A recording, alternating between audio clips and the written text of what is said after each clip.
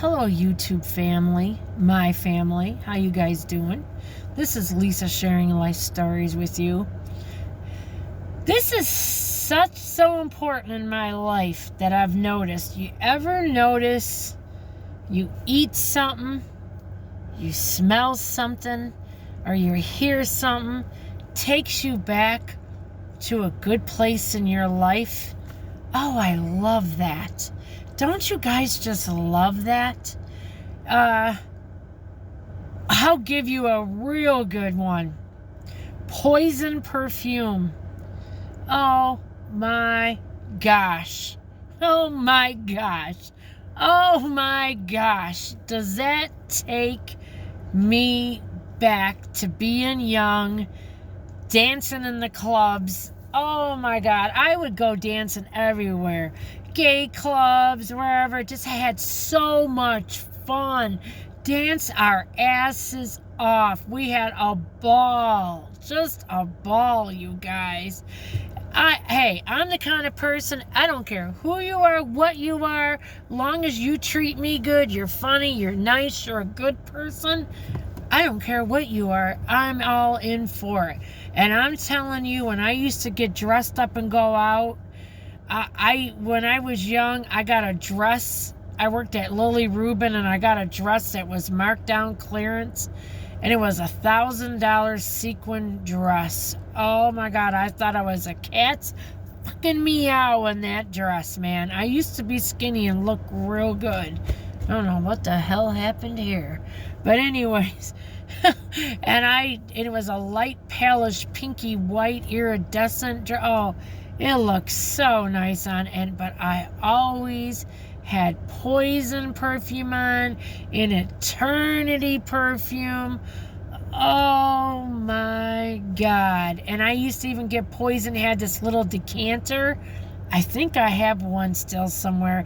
It was, their color was dark purple and dark forest green. And that little decanter was with the real perfume. I had the real, and back then the real perfume was like only $70 or $80. What is it now? I can imagine probably $150, $200 for the same thing.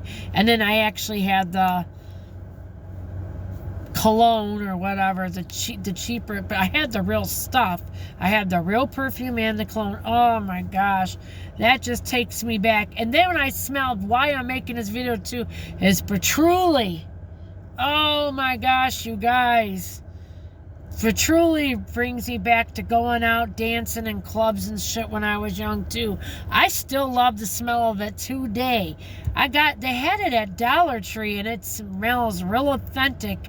Patchouli spray, and it was kind of a little bit oily, but I don't think it had much oil in it, and stupid mixed together smelled like spearmint. I threw it on my carpeting going upstairs, and every time I walk up my stairs now, it smells like patchouli. It smells really good. Should have did that before, but I've never thought of it. And it smells really, really good. Those smells really take me back to being young in eternity. And one of my favorite things always was to do, because my mom never drove, you guys, and my Uncle Mike across the street, one of my good friends that I talked to all the time. It was her uncle, but I called him Uncle Mike. He lived across the street from us. I always took my mother and him to Hudson's. And we'd go about once a week, you guys. We would just look around.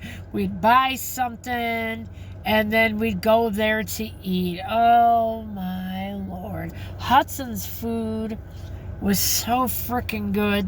So good. Now it's Macy's. Oh, my neck is so stiff. I'm sure it's just as good.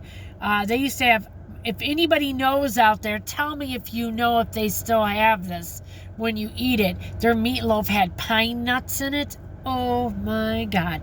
And they had homemade muffins. Okay, they were limitless. You could have as many as you want. And I would always get like a couple extra. I'd tell my mom to get one extra, and I'd get one extra. And I would at least take that home to my dad. So when he came home, because he worked afternoon shift at Tech Center, GM Tech Center in Warren, Michigan. So, you know, we would be going when my dad was at work, and it was the evening, late afternoon, and he was already at work like at 1 or 2 o'clock in the afternoon.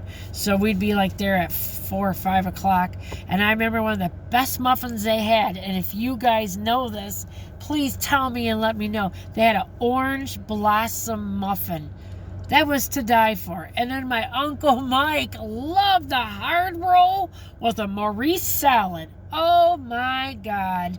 I always say he's in heaven right now eating Maurice salads with the frickin' hard roll. Oh, he loved that. He'd be just eating and his head was going like this in the restaurant. Ah-cha-cha-cha-cha-cha. We call him sprinkler head. Ah-cha-cha-cha-cha-cha-cha-cha. Like eating and just having a frickin' ball. And my mom was always buying shit. Oh, he's got layaways. Oh my God, when I was a kid, she couldn't drive. We didn't live too far from Kmart's. We'd get on our frickin' bicycles, even in wintertime, driving my little ass up there, doing what my mother... I never was little, so I was always... Even though I've been fat my whole life, but then I got skinny when I got young, you know, like in my mid-20s. I looked really good. I could have been a model. I'm not bullshitting you at one time. And we would drive our bikes and shit up to Kmart's, and my mom always had 3 and 4 frickin' layaways on a rotation going, and my dad knew nothing about them, so that me and her I had to go up there and be her partner in crime, get stuff in the layaway, put stuff out of layaway. I remember one time I was so bogged down with shit trying to ride in cold freaking weather. I had Christmas wreaths all over my handlebars. I'm like, you know, am I gonna make it home? You're killing me with this shit. We got it. And then she had layaways at Swanson. They had antiques in there. Oh my God. She would get these copper pots. She was all into them. My dad made her beautiful beams hanging in the family room. He carved them all out. They were a work of art. And I don't even know if somebody ever... People have got my parents' house. If they trash that, they just don't know nothing. They're dumb as fuck. Excuse my language. I mean, my parents' house was a work of art. And she would hang these big copper pots from these beams, and we'd be riding them home on our frickin' bikes too. It was always something. Then she'd hide everything under her bed. And then my dad would question about it. She goes, what are you talking about? What's wrong with you? I've always had that. My dad knew better. He wasn't stupid. Yeah, and she used to always have to hide the snacks under her bed too, because when she'd go to bed, my dad wouldn't eat like just like a couple pieces of cookie. He'd eat the whole fucking bag. He would eat the whole bag, and he'd eat the whole thing of ice cream. So she had to hide everything and only put so much out at a time, because he'd wipe it all out. He wouldn't stop eating till it was gone.